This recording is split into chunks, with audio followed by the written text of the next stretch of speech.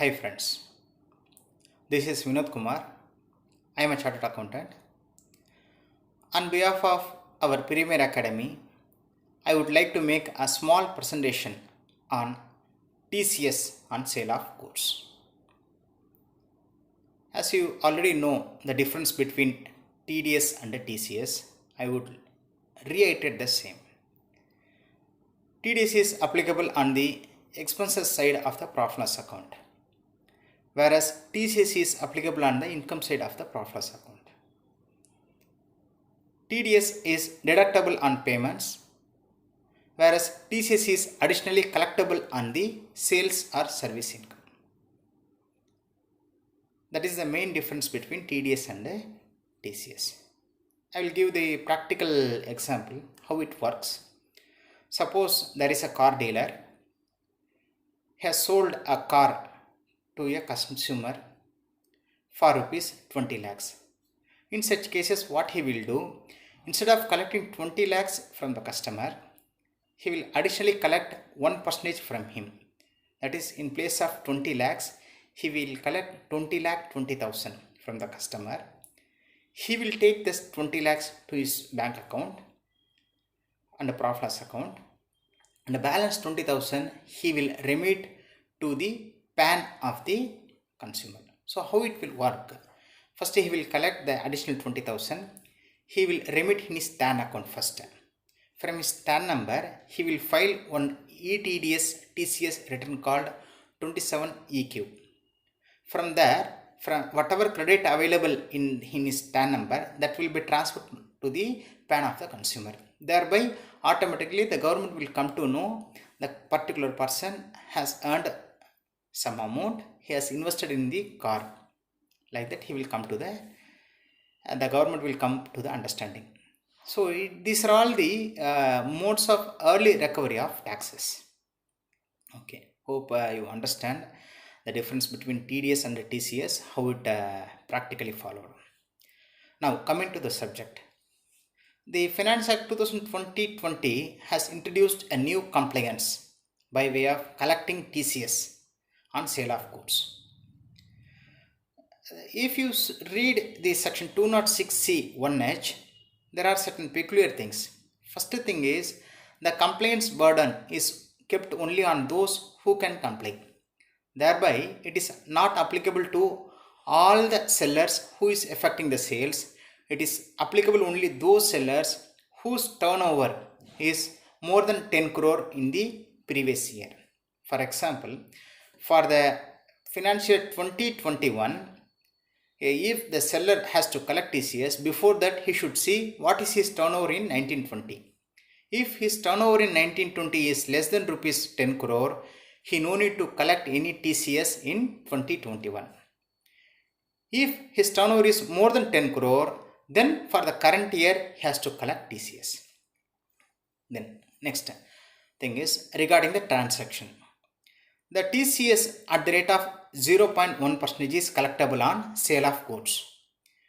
Due to this COVID-19 issues, the government has slashed the rate of TDS and TCS by 25%. So, in place of 0.1%, the effective rate is 0.075%. As per Act, it is 0.1. Due to COVID, 25% has been reduced from that. That is the thing. That is the rate of TCS collectible, another thing. And the third thing, it is not collectible from all the buyers. Only those buyers who has purchased from a company, from a person, over and above rupees 50 lakhs, liable to pay TCS amount. I will give you a practical example. There is A Limited. It has sold to a customer for rupees 40 lakhs. Then in such cases, the A Limited will collect only 40 lakhs from the customer. For another customer, they have sold for 60 lakhs. In such cases, what will happen? For first 50 lakhs, there won't be any TCS obligation. For over and above 50 lakhs, that is 50 lakhs to 60 lakhs, the differential 10 lakhs, he has to collect 10 lakhs income plus additionally 1000 rupees as a TCS. So totally he has to collect 10 lakh 1000 rupees from the customer. Hope you are able to understand. And this TCS provision on sale of goods is not applicable to certain scenarios. First thing, if the sales is made to a government buyer or a local authority buyer, in such cases we no need to collect TCS. And the third thing is, we no need to collect TCS if there is a export of goods. If within India we are affecting sales, then only we have to collect TCS. Sometimes what will happen, practically it is not possible, but it is there in the act. If a person who is purchasing for more than 50 lakhs does not produce his PAN number, in such cases, instead of 0.1%, we have to collect 1% as a TCS. I will repeat. Generally, if PAN is not available on TCS cases, we have to collect 5% from the customer. Since it is a sale of goods, they have said that we have to collect, instead of 5%, 1% if PAN is not available. If PAN is available, we have to collect at 0.1%. For the COVID period up to March 2021, the rate shall be reduced by 75%. Hope you are able to understand this one. Next, coming to the practical applicability of this section. First thing is, they are saying that turnover. So, since they are this provision is applicable, the TCS provision is applicable on sale of goods. Now, for the purpose of turnover, shall I include the service turnover also? Means yes. For the purpose of turnover, I have to see, that is for 10 crore turnover, I have to see both sales turnover plus service turnover of the previous year. If both the turnover is exceeding rupees 50 lakhs, I will be liable to collect TCS from my buyer. That is first thing. The next point is regarding the definition of goods. They are saying that on sale of goods, we have to collect additionally 0.1% from the buyer. Now, what is the definition of goods?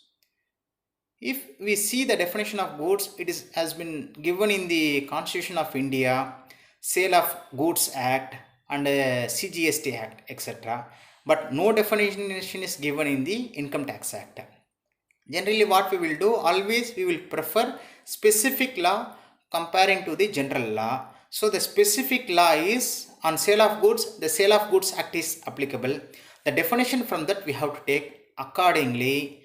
On sale of securities also, we have to collect TCS. That is the point. Why? Because if we read CGST Act, there they have said that goods means excluding securities, shares and securities. But for the purpose of the income tax, for the purpose of section 206C1H, sale of securities also will be subjected to TCS. The only exemption given by the CBDT is they have said that if the sale of securities is through recognized stock exchange, then we no need to collect TCS. If the sale of securities is not through recognized stock exchange, then we have to collect TCS. Why? Because even shares and securities are held to be goods. Next, coming to the next point, GST. Now, I am raising an invoice for rupees 1 lakh. Assume the rate of GST is 18%. So, 1,18,000 will be the gross bill amount. Now, as a seller, I have to collect the value of goods. I have to collect GST. Additionally, I have to collect TCS. Now, whether should I collect TCS on 1 lakh value of goods? Shall I collect TCS on the gross bill amount 1,18,000? Means the CBDT has given a clarification stating that this TCS on sale of goods is applicable on receipt basis. Since we are receiving amount inclusive of GST, on the gross bill amount we have to collect TCS. So, how the modus operandi will be? First, I will in the invoice I will mention that 1 lakh rupees is the value of goods. GST is 18,000. On 1,18,000, I will say there is a TCS. You have to pay 0.1%. If it is up to March 21, 0.075%. Hope you are able to understand. Here there are some more issues also is there, which is clarified by the CBDT. Sales return, sometime we will be giving discount, etc. So for this, what they are saying that whatever amount is given, whatever discount is given, whatever sales return is made before realizing the amount, the invoice amount, then we can adjust. If it is after realizing the invoice amount, we cannot adjust that one. That is the clarification given by the CBDT. Additionally, there are certain more open issues. For example, if we see what is the turnover, that 50 lakhs they are saying transaction. For the purpose of 50 lakhs, the provision is introduced with effect from 1/10/2020. The 50 lakhs is, shall I calculate the 50 lakhs exemption from 1/10/2020 turnover or from 1st April 2020 turnover? I will repeat once again. I will give one practical example. There is Mr. X. He has purchased 40 lakh rupees worth of goods up to 30th September 2020. And he is purchasing another 20 lakh rupees from 1st October to 30th November. In such cases, his total turnover for the year is 60 lakhs, thereby less 50 lakhs, balance 10 lakhs, we have to collect TCS. That is one way of interpretation. The another way of interpretation is, the act is introduced for the first time from 1st October 2020. So I will be taking those transactions only for TCS obligation. Since post October I have affected only 20 lakh rupees of sales, I no need to collect TCS. The CBDT has come with a clarification. They are saying that we have to see the whole year transaction. If before 1/10/2020 he has already purchased 50 lakhs, all subsequent invoices should be collected with TCS. If before 1/10/2020 he has not done any transaction, then or he has done a transaction for a lesser value of 50 lakhs, we can give the 50 lakhs exemption. For the balance amount, we have to collect TCS. Hope I have made some insight. I have given you some insight about the new subject. There are a lot of open issues like shall we collect the TCS on the invoice itself, or shall we raise a debit note? Why? Because it is applicable only on receipt basis, not on accrual basis. There are a lot of open issues. Anyhow, I am giving a just brief introduction about the subject. Hope this will helpful for your examination. Please keep in mind, all TDS and TCS provisions has slashed by 25%. 194J, instead of 10%, we have to apply only 7.5% till March 2021. I wish you really all the best for your exams. Good luck.